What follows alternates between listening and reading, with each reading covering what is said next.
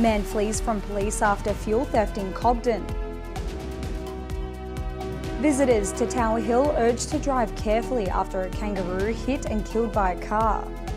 Man identified after fatal truck rollover in Meredith. And in sport, Croyd export Finn O'Sullivan aids North Melbourne during round 1 upset. Live from Silver Ball Studios in Warrnambool, this is Southwest Local News with Sharna Rogers. Good evening and welcome to Southwest Local News. A man in his 30s has taken fuel panic to a new level in a move police are strongly discouraging. The man yesterday afternoon drove off from a service station in Cobden after filling up his car but neglected to pay the $60 for the fuel. Service station staff alerted police who were able to intercept him in Naringal. Cobden Police Acting Sergeant Derek Verity said the man has been charged with stealing the fuel as well as committing offences while on bail. Locals and visitors are being urged to drive safely and respectfully in Tower Hill after some recent signs of disorder at the State Game Reserve. The Croyd-based Mosswood Wildlife Group has reported a kangaroo was hit and killed by a vehicle on the weekend. The group said barricades to emergency vehicle tracks had been smashed to get vehicles onto them, while tyre marks on the main road through Tower Hill showed hoon driving had occurred. The group is keen for Tower Hill to be closed at night to stop actions like these happening. Sergeant Pat Day from Croyd Police said people need to report any incidents in Tower Hill to police when they happen. Sergeant Day said Croyd Police carry out regular nighttime patrols in Tower Hill. A man who died in an accident at Meredith on Monday has been identified as 59-year-old Peter Butler. Mr. Butler died when his truck rolled as he was transporting horses to Camperdown for racing trials. Mr. Butler's employer, Southwest Horse Transport, said in a statement he was a much-loved figure in the horse training community. The statement said he was deeply respected and the community was devastated by his loss. It was once the new kid on the block, but Gateway Plaza in Warrnambool has stood the test of time. On Tuesday, Gateway celebrated 40 years since its opening in 1986. The site has expanded since those early years when Gateway first appeared to challenge the CBD as the town's leading shopping precinct. The plaza celebrated the milestone yesterday, including honouring Fiona Lee and Doug Pigden for their 40 years of service. 40 years the plaza's been in the community, 1986 to 2026. It's been so good over the last couple of months. Just looking back at the photos to see who's been in the plaza, the kids that come and had their first jobs here, the tenants that been and have come and gone, and it's just really amazing to be a part of actually. I work on the registers as a checkout assistant and been here since the 25th of February 1986. Yeah, I actually started here as a junior. I won't say how many years ago, but I actually worked at Holly's, one of my first jobs, so it's exciting. I looked for some photos for Holly's too, but I couldn't find any, but it's been exciting, yeah, so it's really good, 40 years. But there's not many of us originals around now, so a lot of them don't remember the shops that were here. And it's good to see a lot of the old workers and look at the old photos up on the wall, and I can remember all these shops, so yeah. We've got more to come. There's some exciting new stores coming along. Just a really big range for the different democrats across the young kids, the teenagers, the adults and the elderly that come here and have the coffee and get their blood tests like it's all happening here at the plaza, and it's exciting to be a part of. Being here 40 years has been a breeze, like it's just gone that quick. Like I was ready to leave at 5 years and get something better, but here I am 40 years later and still putting those groceries through. A piece of Warrnambool history will soon be on the open market. The site is the old YMCA building on Henna Street, which was also the home to Community School and later the Wave School. It is a government building, but there was no interest to regenerate the site in that sphere, so it will now be open to public bids. The building has not been used since 2016. The site began as a quarry. Duck hunting season began today with an iconic southwest location among the hunting hotspots. Hunting for ducks is allowed at Tower Hill State Game Reserve from 8 a.m. today. The duck hunting season will carry through until June the 8th. Victorian laws makes duck hunting legal during its defined season in all state game reserves. Hunters have a limit of 9 game ducks per day, with hunting the blue-winged shoveler prohibited. Non-toxic shot can be used to hunt ducks, but lead is not permitted. Some locations allow gun dogs for flushing or retrieval, with Tower Hill included in the list. Lake Bullen-Merri in Camperdown has the same duck season standing as Tower Hill, as does Lake Notuck. Tower Hill became a state game reserve in 1961, with local hunters one of the driving forces behind the revegetation of the site. Warrnambool ratepayers have the chance to have their say on an open space strategy for the city. Warrnambool City Council has released a draft of the strategy for the public to comment on. High-profile public spaces such as Lake Potobe and the Botanic Gardens are included in the strategy. In all, the strategy will cover Warrnambool's 169 open spaces in council control. The strategy will cover for the next 15 years. Identifying mobile phone coverage black spots has become a team effort in the Southern Grampians Shire. Ratepayers have been asked by council to report where getting reception in the Shire is problematic. Mobile phone service in remote parts of the Shire has been classed as patchy to non-existent.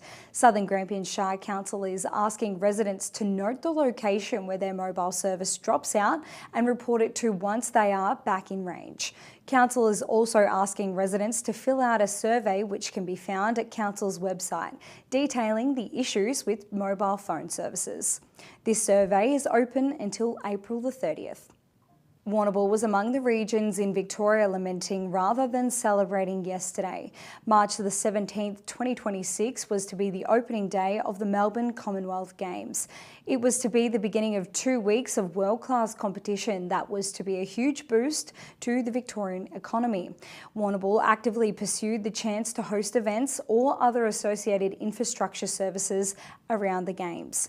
While nothing had been confirmed, the city was confident it would be included in some form to deliver the major events. But the state government made the call to not go ahead with hosting the Games. The final figure on what the cost of the Victorian government to pull out of the Games is estimated at $589 million. An incentive for Southwest motorists to note stockpile fuel has arrived, with the federal government releasing more petrol and diesel onto the market. The government is releasing 720 million litres of fuel into the available supply at the Bowsers. This represents 20% of the nation's stockpile of fuel and is aimed at relieving pressure on supplies. Regional areas will be prioritised to ensure shortages are nipped in the bud, and so farmers have the fuel they need to produce and harvest the country's food. That's all in general news, and after the break we'll return with sport and weather. Back soon.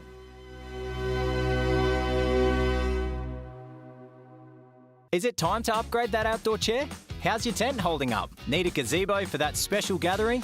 George Taylor Stores carry all the summertime essentials that you need to make this summer the best. We'll answer your questions and have you ready in no time at George Taylor Stores. Hi, Ben Cunnington here.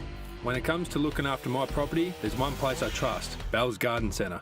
They stock ride-on mowers from Ferris, Ariens and Country Clipper, plus small power equipment from Victor, Super Swift, Echo, Shindaiwa and Greenworks. With over 60 years combined servicing experience, they'll keep your gear running right. And it's not just machinery. Bells have everything for your garden, from giftware and pots to bird baths and concrete features. They even deliver anywhere across the southwest. So if you want the best for your yard, head to Bell's Garden Centre. They've got you covered.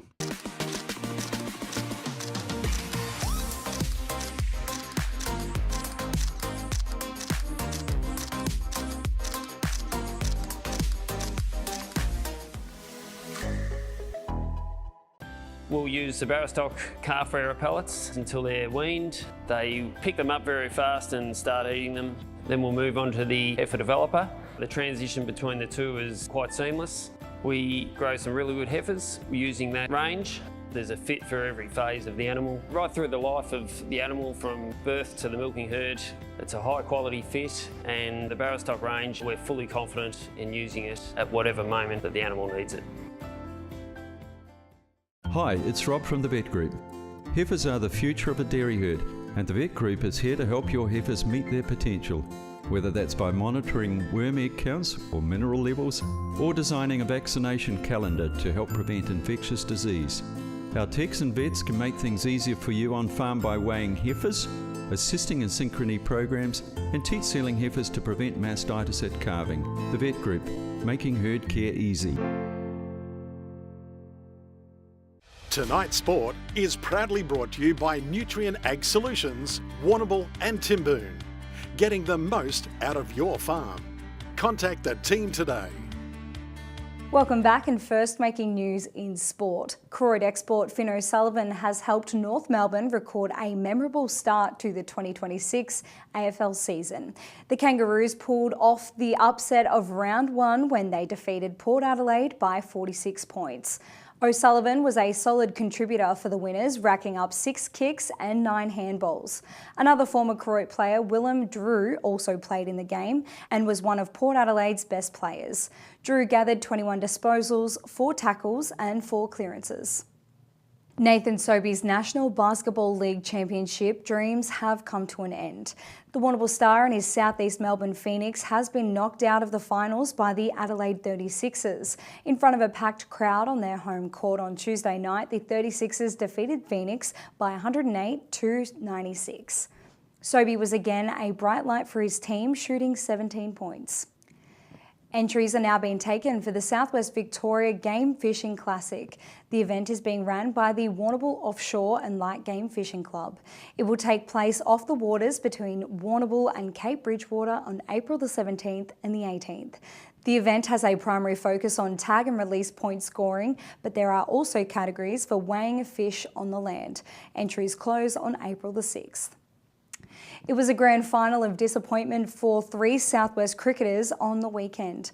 Warrnambool's Steph Townsend, Mortlake's Annabelle Glossop and Dunkeld's Jess Field were members of the Geelong team that was runners-up in the Victorian Women's Premier Grade. Geelong was aiming for its first ever women's top grade premiership, but fell to 4 for 1, batting first and never fully recovered against a strong Melbourne team. The Cats fought back to make 130, but Melbourne ran the total down with the loss of just 1 wicket. That's all in sport today. A dewy start to the morning with a top of 21, mostly clear skies throughout the day and light winds. After the break, we'll go through the rest of the forecast for the region. Back soon.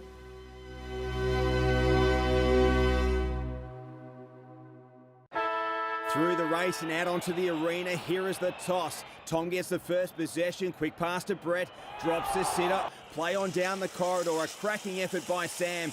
Down the line to Tim with a sizzler, a turnover from Michael.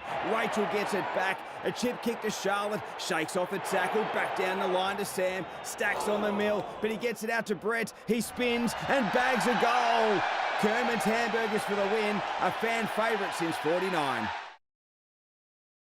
B&B Furniture Plus now stock a range of adjustable beds. They have mobility aids to help you live your life to the fullest and lift chairs for the best in comfort. B&B Furniture Plus is locally owned at 203 Lava Street, Warrnambool. At SHB Wealth Advisors, we believe in empowering our clients to own their future. We do this by partnering with the best financial advisors to deliver great advice. We are part of your local community and are active supporters of sporting clubs throughout Warrnambool and Port Fairy, providing a range of wealth advice to assist you with every aspect of your financial situation. SHB Wealth Advisors. Investing in our community, investing in you. G'day, Jeff Cook here at the Tyre Factory Warrnambool. We're more than just tyres. Our team not only specialise in helping you with your tyre needs, but other mechanical needs as well. The Tyre Factory Warrnambool has all the leading brands of tyres, including Hankook, Maxxis and VFG. Plus we also offer a number of wheel packages and wheel alignments.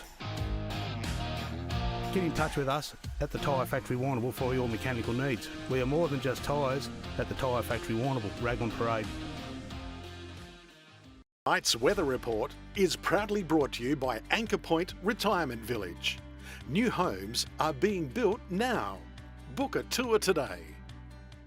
Welcome back. A partly cloudy day around the region in the southwest with temperatures sitting around low to mid 20s for the next 3 days.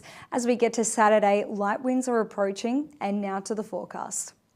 Tomorrow, cloudy in Port Fairy with a chance of fog in the morning and a top of 20. Friday, a partly cloudy day with a top of 21 degrees and overnight temperatures will be falling to 10. Saturday, 21 and partly cloudy. 24 tomorrow in Mortlake with a cloudy day, 25 on Friday with a mostly sunny day, 25 on Saturday as well with partly cloudy conditions. In the Colac and Camperdown region, mid-20s through the week with cloud due to clear tomorrow, a partly cloudy day throughout the day starting the morning, and Saturday a top of 25 degrees with a partly cloudy day and light winds to come in from the east. Lower temperatures closer to the coast in Port Campbell, a top of 19 with light winds becoming southeasterly. 19 again for Friday, a partly cloudy day, and 20 degrees on Saturday with light winds and overnight temperatures falling to 10. Home to Warrnambool, 21 degrees tomorrow with light winds and from the southeast. 21 on Friday, partly cloudy, southeasterly winds on Saturday with a top of 22 degrees and partly cloudy conditions. That's it from your Southwest Local News team, and thank you for tuning in, whether that be on podcast or on 3-Way FM. If you missed any of the bulletin, you can watch it back on demand at southwestlocalnews.com.au. Until Friday, with peace, good night.